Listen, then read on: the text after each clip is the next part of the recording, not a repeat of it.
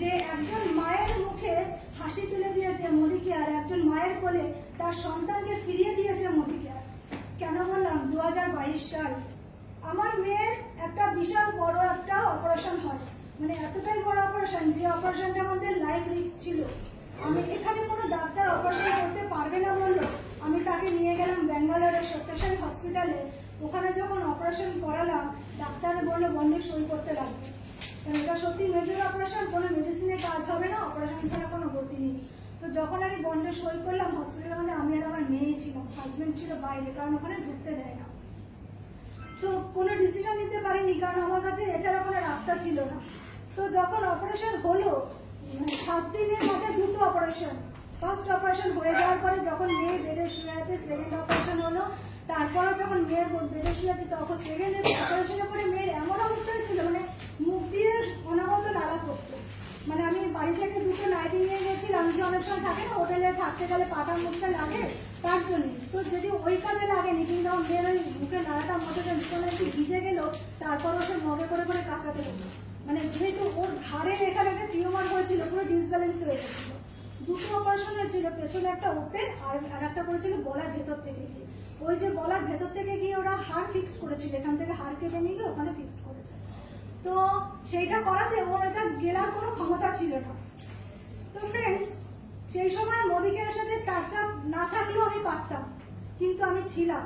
এটা বলার কারণ যারা অজুহাত দেয় তাদের জন্য, যে তখন আমার অনলাইনে মিটিং হচ্ছে, মেয়ের পাশে বেডে শোয়া, নাইটি দিয়ে মুখটা এভাবে চেপে রেখেছি, অনলাইন মিটিং অ্যাটেন্ড করে আমি পরিবর্তন শেয়ার করছি সেখানে।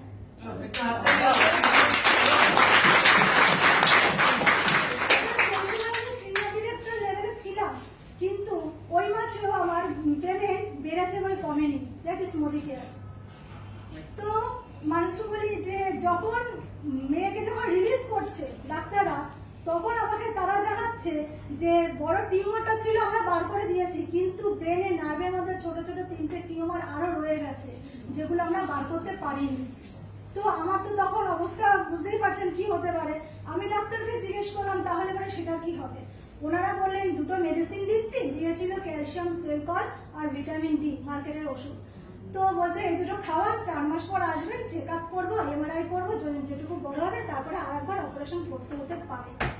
দেন আমি ডাক্তারকে বললাম সরাসরি, স্যার আমি এই ওষুধ 2টো খাওয়াবো না, একদম ডাইরেক্টলি মুখে করে ডাক্তার, আমি খাওয়াবো না, আমি আপনাকে দেখাচ্ছি, আপনি আমাকে বলুন যে আমি এই 2টো জিনিস আমি খাওয়াতে পারবো কিনা। আমি আমার স্যার রঞ্জন স্যারের কাছ থেকে পিডিএফ চেয়েছিলাম। তো আমি ক্যালসিয়াম, আমাদের মোদি কেয়ারের ক্যালসিয়াম এবং ভিটামিন ডি পিডিএফ ডাক্তারকে দেখাতে, উনি কিছু বললো না, উনি এক ঝলক দেখেই বললো এটা মোদি কেয়ারের সাপ্লিমেন্ট আছে, আপনি নির্ভয়ে খাইয়ে যান। এর কোনো এটা বললো যে আমরা মাঝে মধ্যে আমাদের পেশেন্টকে আমরা রেকমেন্ড করি সাপ্লিমেন্ট খাওয়ার জন্য। তো আমি যখন ওখান থেকে ফিরে আসলাম, স্যারের সাথে আলোচনা করলাম, তো স্যার বললেন যে ওর সাথে যেহেতু 3টে টিউমার আরো রয়ে গেছে, তো উনি বললেন যে এর সাথে আরো 2টো সাপ্লিমেন্ট অ্যাড করে দিই, টার্মারিক আর ফ্লেক্স অয়েল। তো এই 4টে সাপ্লিমেন্ট আমি আমার মেয়েকে 4 মাস ধরে খাইয়েছি। 4 মাস পর যখন আমি হসপিটালে গেছি আবার চেক আপে, ডাক্তার চেক আপ করেছে, এমআরআই করেছে, করার পরে বলছে আপনার মেয়ে পুরো ওকে, আপনি নিয়ে চলে যান।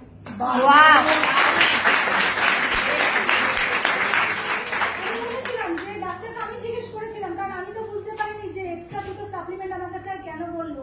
কারণ আমি তখন স্যারকে জিজ্ঞেস করেছিলাম, স্যার বলে মোদি কেয়ারের প্রতি যদি ভরসা থাকে আর আমার প্রতি যদি বিশ্বাস থাকে, জিজ্ঞেস করবেন না, খাইয়ে যান। আর মোদি কেয়ার বললাম না প্রথমে যে আমাকে অনেক কিছু দিয়েছে, তার জন্য মোদি কেয়ারের প্রতি আমার ভরসা সবসময় আছে। তো